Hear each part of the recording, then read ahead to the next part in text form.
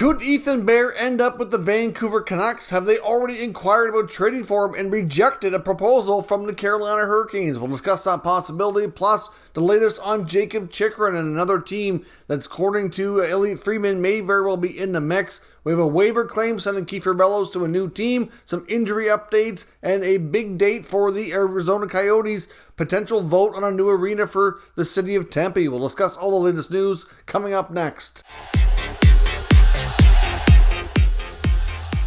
So welcome back to another video here at Top Shelf Hockey. As I mentioned, we have a variety of NHL news and some trade rumors to take a look at today. First up, let's get into the NHL waivers news. We had a waiver claim today. Of course, we know the Islanders placed Bellows on waivers yesterday, and as I discussed in the video, I personally said I would be quite surprised and shocked if nobody claimed him, unless there was some hesitancy on the contract he has, which is only a one-year deal, but it is $1.2 million for a player that's not overly established. He does have 68 NHL games to his credit so far. Not a ton of production, but a little bit. Of course, he's a former first-round pick, but of course that's coming up on quite some time ago now in 2016. He did play 1 year college hockey at Boston University. Then he went on to leave college and go play a year of Canadian junior hockey in the WHL for the Portland Winterhawks. Had a real good season there. Spent 2 years developing in the American Hockey League. The first season was not the greatest production-wise, but the second year picked up. He had 22 goals. And then the last few years, he's been mostly on the NHL roster, but has played sparingly. So when you've only added up 68 games basically over like a 3-year span, that's not a ton of hockey. I know he had a hard time getting into the lineup under Barry Trotz. When he did, there seemed to be a lot of not very much patience, you could say. If there wasn't a lot of production, he was being put in and then pulled out quickly. But at the same time, I'm not really sure he was really put in a lot of spots to succeed, given where he was slotted. Of course, new coach Lane Lambert so far has used him extremely sparingly this year, and the Islanders decided he really needs to play. If not here, then somewhere. Maybe we can get him to Bridgeport. And they were not successful in doing so. So after all that time and all this energy trying to hope and develop in something here, he's gone. Now he's a member of the Philadelphia Flyers. So the Flyers put in a claim. So Chuck Fletcher picks him up there. And we'll see what happens in Philly. Now the Flyers, of course, have a ton of injuries, which we'll discuss here a bit momentarily as well. So there might be a bit of an opportunity. I don't know that, between him and Owen Tippett, that either player has a long-term plan to stay in Philadelphia. That's good. Hopefully it works out for them, but they're going to be a couple of very interesting players. They're prospects that have been around a while. They need an opportunity, and it's kind of like, need to seize it, or you might be starting to get to the point where you may be getting short on opportunities. So we'll see how things go for Bellows in Philadelphia. So no longer remember the Islanders after all this time being in their system. We do have two other players on waivers today. Both players are signing contracts, but require NHL waivers to have their contracts be considered for the NHL roster. So the Seattle Kraken are signing goaltender Christopher Gibson. He gets a 1-year, 2-way contract. And the New York Rangers are signing defenseman Ben Harper on a 1-year, $750,000 contract. So both players are available on waivers and can then, of course, be assigned once they clear, but these contracts are effective now, and we'll see if they end up with the clubs that they're signing with or they get picked up elsewhere. I would think Gibson probably clears. Harper probably does too.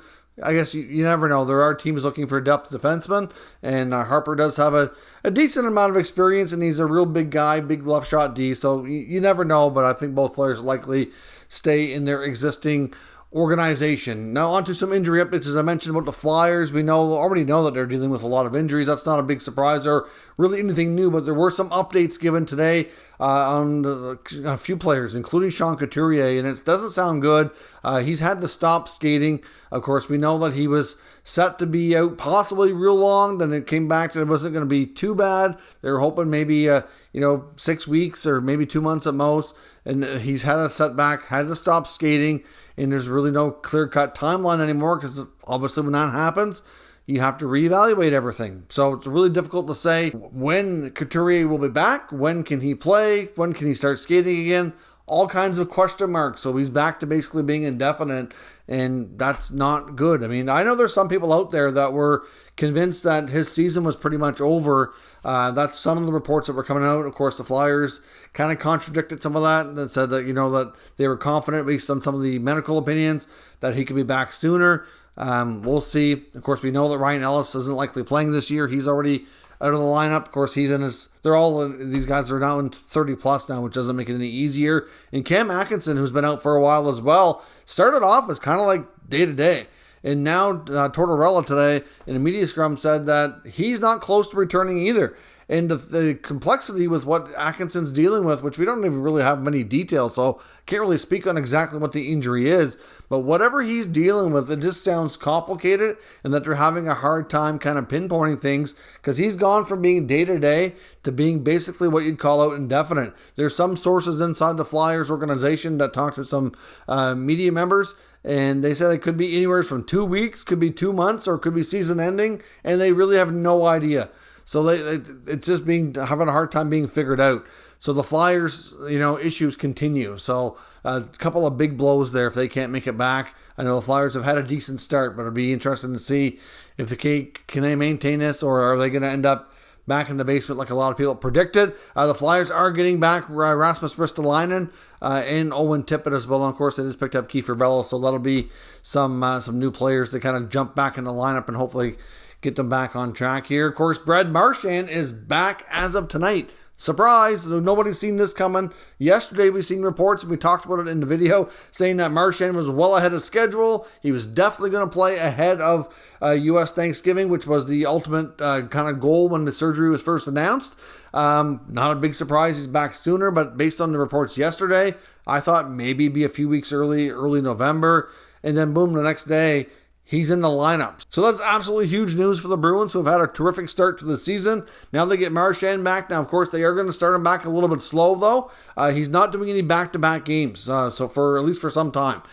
So he'll be under some load management, you could say, for the next little while until he gets further along here. But obviously, that's like massive news for the Bruins to get back arguably one of their top players and top wingers in the league. Some updates on Buffalo too. The Sabres, Matthias Samuelsson, we know that he was injured and was having a knee issue. Now they're saying it's going to be several weeks before he's returning, so that's certainly not good news. And Henry Yokoharu's out as well with a facial fracture, and he's considered week to week. Now there are some that believe because of these injuries and the I guess not really super long term, but the longer term complexity of each, that it's possible we could see the Buffalo Sabres look to make some sort of a depth move and maybe bring in another defenseman. So if one like Ben Harper pops up on waivers or somebody else, or maybe we'll see a small trade, that wouldn't be shocking if they pick up somebody, obviously nobody expensive, nobody with any like long-term deals or anything like that, but something that's, a veteran that they can kind of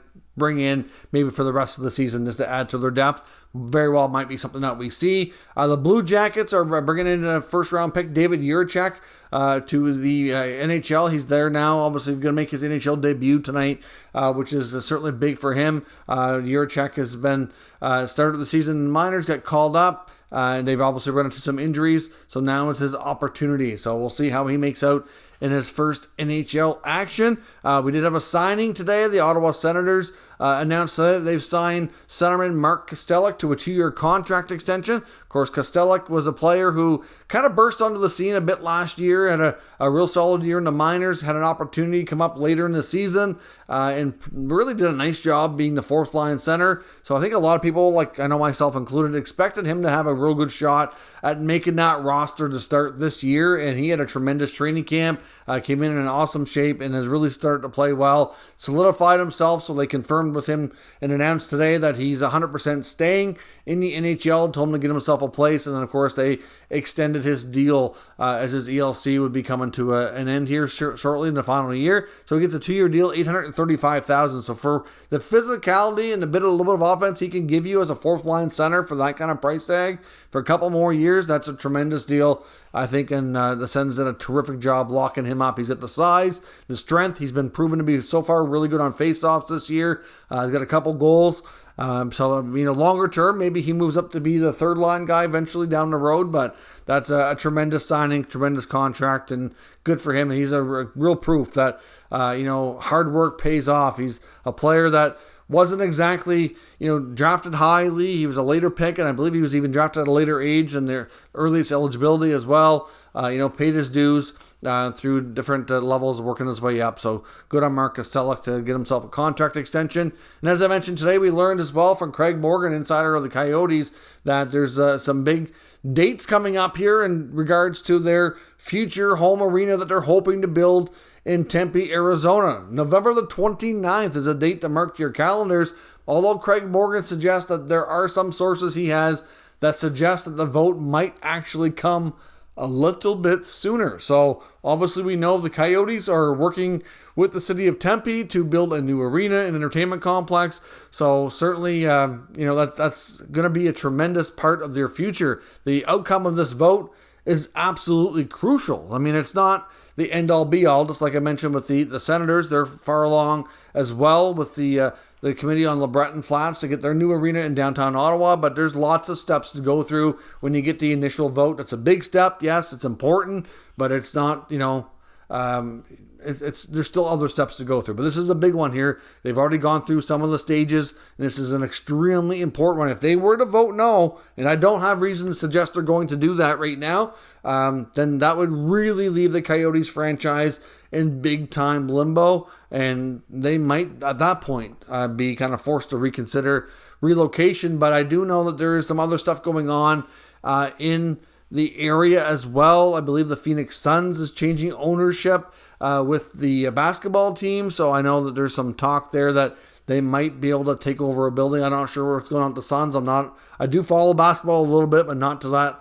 level, so I don't know the full extent of what's going on there, but there might be some other potential options opening up in the area should for some reason this deal not get accepted and fall through on them. So we'll have to watch that very closely. I know we did get some pictures today. I'll show you one here, which is what the locker room is going to look like in the new arena for the visitors. So obviously we know they're still working on stuff there, but this is, I believe, just a temporary set up while they continue to get everything finalized there, but certainly not the greatest looking situation. It doesn't look the most professional, but I guess it's okay considering what they have to work with.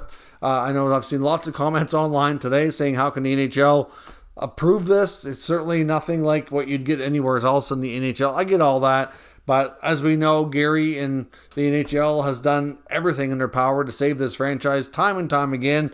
If people don't believe that Bettman really wants to, not only with this team, but other teams as well, doesn't really want to move or relocate teams, then this is a prime example that's indeed 100% the truth. So we'll see what happens. There's some big news coming in the next few weeks here. The next month is going to be vital for the future of the Coyotes to remain in Arizona and get themselves a new home. So stay tuned for further updates on that throughout the month of November. As I mentioned as well, Elliot Friedman and Jeff Merrick were talking further about Jacob Chychrun. Speaking of the Coyotes, of course, Bill Armstrong, the GM of the Coyotes, did mention today that Chychrun is still considered week to week, not really a clear-cut date yet when he's going to play, and I'm sure that's holding up a trade, even if anything else is, regarding the negotiations are further along, which we don't really have reason to think that they are. At this point, the biggest reason why Chychrun hasn't been traded is, I think, for one, he's dealing with these injuries, hasn't played, and nobody's willing to meet the asking price as of right now for the Coyotes. Now, once he plays, will that price change? Will they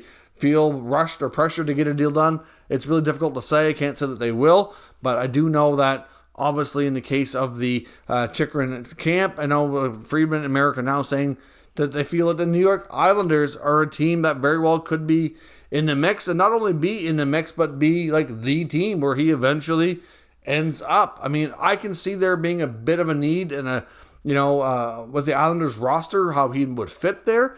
It'd be a nice addition.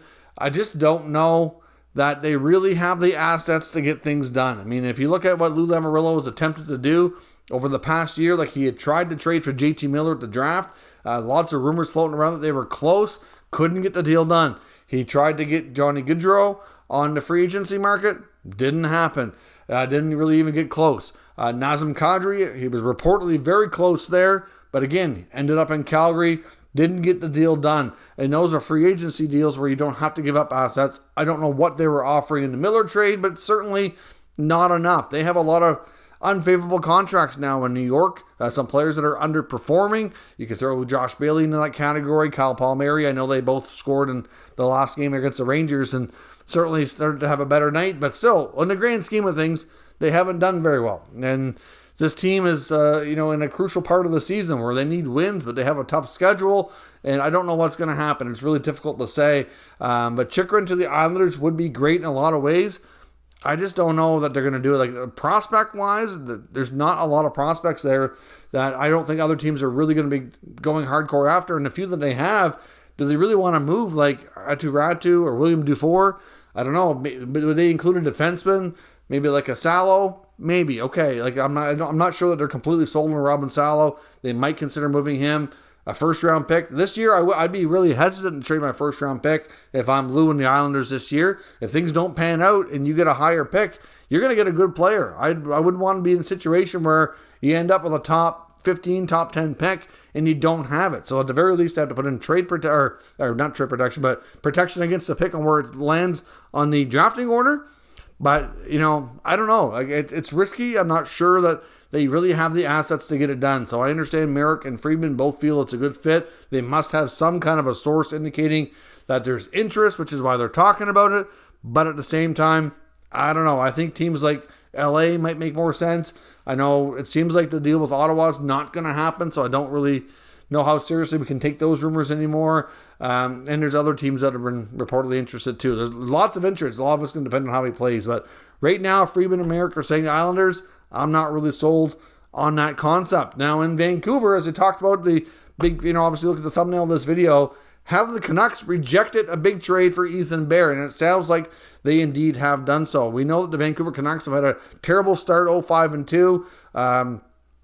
Likely something big is going to happen at some point, but we do know, based on comments from Patrick Alvin, based on comments from Jim Rutherford, what NHL insiders are saying. I know Friedman's talked about this with Merrick a lot between the Jeff Merrick Show and 32 Thoughts podcast, and it sounds like the Canucks are kind of feeling out the water, so to speak, trying to decide what to do, but Rutherford does not want to make any kind of panic moves and he wants to make sure they don't do anything stupid, essentially, is what Friedman said.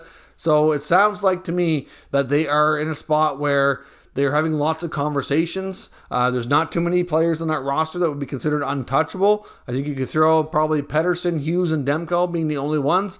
Everybody else, I think they would consider it for the right price, of course. Doesn't mean they want to trade everybody, but they'll listen, and if the right offer is there, maybe they'll do it. It's that kind of a scenario. He feels like they're in kind of, research mode, you could say, right now, kind of determining what the marketplace might provide for a return for various types of players. He also feels like they still have very much high interest in signing Bo Horvat. But again, if the asking price was high enough and they can get a big return, maybe they change their minds on that. It's really difficult to say where things go. As I mentioned, Connor Bedard is the first overall pick that's likely going in 2023. Potential franchise generational talent who happens to be a big Canucks fan. I think he'd be thrilled to go to Vancouver, and it would be quite a reward if they indeed, you want to call it that, for having a bad season. No guarantees they end up first overall, of course, but there's lots of talk. Do they kind of go into the mode of, not really tank mode per se, but basically to try to get the highest pick possible for the 23 NHL draft? I don't know. But one player they have been linked to is Ethan Bear. We know the Hurricanes are not playing him. They want to get him to another team. He wants to play. He apparently did put in a trade request late last year as well, and it's never happened as of yet. And at some point, if they can't find a trade for him shortly, it sounds like he could go on waivers because he wants to, even if it means going to the minors, wants to get into some game action. Now, I say if he goes on waivers, he gets picked up, but he may not. You just never know. Some teams might be reluctant to take the contract without giving something up. Now, it sounds like the Canucks, though, in those trade conversations with Carolina, wanted to pick up Bear, and it sounds like they insisted on having Nils Höglander be the player going the other way, and Vancouver did not want to do that. I'm not sure exactly what they were offering, but it wasn't Höglander. He's not a player that they want to move at this time. Of course, we know he's had a bit, you could say, a rough start to his season. He himself was sent down back and forth. He's not getting consistent playing time. Certainly taking a little bit of a step back this year. And at this point, it's difficult to say exactly how his season's going to go. But he's still young, and he's not a player they want to give up on. But at the same time, they need to seriously look at that blue line. It's an absolute mess. Tons of injuries. The players they have just aren't cutting it. And I think Rutherford and Alvin know this roster is not where it needs to be. When asked about a coaching change numerous times, Patrick Allvin completely danced around it, made it sound like they don't want to rush into it. They're supportive, working together, all those right things. Keep in mind, they're still paying Travis Green, who was let go last year. They're paying Bruce Boudreau as well. Between the two, that's over $4 million a season, and it's believed that they don't really want to spend more money on another coach if they don't have to. I mean, it's something they're going to be very cautious and careful with here, but at the same time, need to do what's best for the team. So it's a tough balancing act sometimes. You can say that for sure. But Allvin did say that if they do go in a different coaching direction here and they do move on from Boudreau eventually, that they'll probably go after somebody with a complete opposite approach and personality. So I found that quite interesting. I know some people feel like Rickard Kronberg, the Swedish coach, might be somebody that's heavily considered. And we'll see. It might be tough for them to bring in the right guy that they might want mid-season too. There's obviously, there's a few people out there that's available, but as the time goes on, more coaches come available. Probably something they want to take their time with. So I don't know. Should they trade Höglander for Bear? Should they take their time? Should they keep negotiating, try to get a different deal? Let me know your thoughts. What do the Canucks do? It's an absolute mess. They need a win in the worst way. And hopefully it can't come soon enough. So let me know your thoughts on the Canucks and everything else discussed today down in the comments. We'll discuss further. If you're new to the channel, of course, make sure you subscribe and stick around. We'll keep you up to date with the latest news, rumors, and analysis on all 32 NHL teams. Thank you for watching, and I'll catch you next time.